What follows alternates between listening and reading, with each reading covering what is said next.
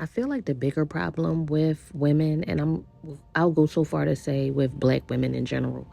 I feel like our problem with the baby daddy, baby mama culture is that many of us growing up, we didn't have father figures around showing us who we should and shouldn't deal with as far as guys.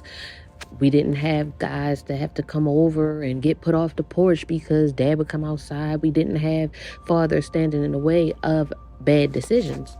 So many times we had no filter and we chose a lot of the wrong guys. Now, on the flip side of that, many of the guys that we chose also had father issues because they had no present dads to show them how to be actual fathers and protectors and providers of their families, because they didn't have that example. So how could you be something that you didn't see growing up? Now, because we didn't have fathers, and I'm not blaming fathers here because it's a curse. It's generational. It just goes back. If that father didn't have a father and that father didn't have a father, they have nowhere to learn it from unless they had positive male role models in their life. In many cases, they didn't. So because of that, we choose men based on things that absolutely make no sense. We base it on vanity. We base it on, oh, how cute he is, or some sort of perceived notion about him. Maybe we see potential in him.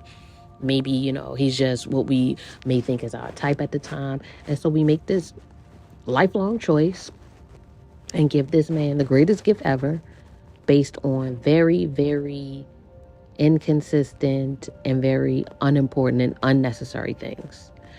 We don't have conversations about parenthood, what that might look like should you conceive and have a baby. We don't have conversations about family life. We don't have conversations. Hell, some of the times we don't even know if the guy like us for real. We don't even know. So we go off and we give them our womb, our center, our core, everything that we're made of, everything that we're about. We go off and give them that, but we have absolutely nothing in return for it. We can't even see as far as the baby shower or the day that the baby is born. And God forbid that guy isn't there on either one of those days.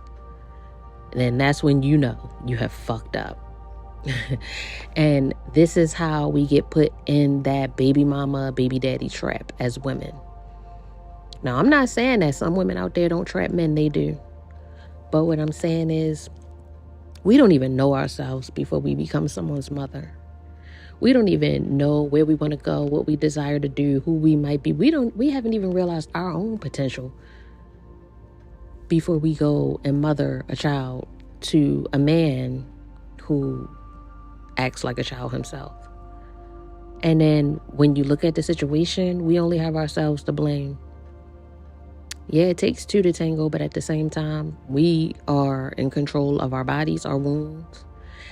There's protection, there's abstinence, there's way more to take into consideration before actually deciding that you're going to have a baby for a man who hasn't shown you anything.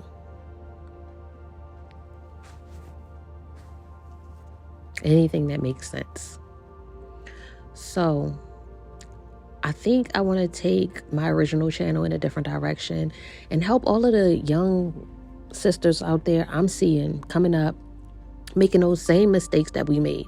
Now, it's a little bit different for us because back then we didn't have a lot of content. We didn't have a lot of people to learn from, anything outside of the home and what we saw in the household. We didn't have much of that. We had what was on TV and what was in books and magazines, and that was it.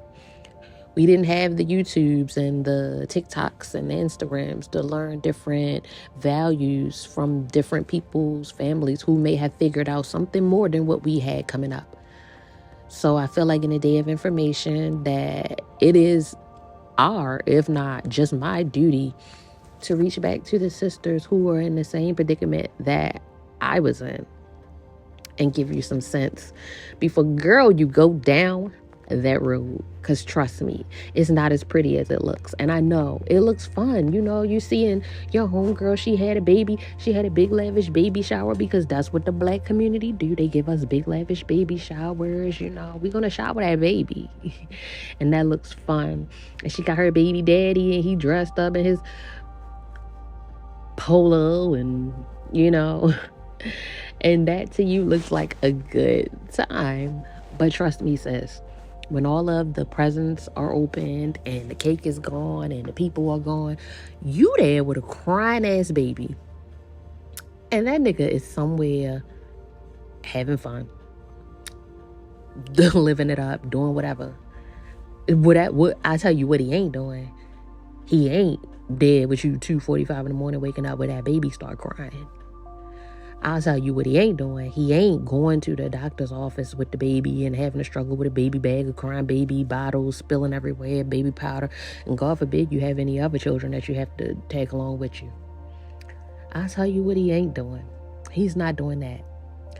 And it's because he doesn't know how or doesn't desire to, because the relationship that he had with you determines what he's going to be as a father. Sad to say and honest to say. But that's what it is. You in it alone. Unless you make it so that you're not. And that's what I'm here for. I'm here to help you. Shawty, I'm stepping up my game for real, doing something to me. Game for real, doing something to me. Game for real, doing something to me. Game for real, doing something to me.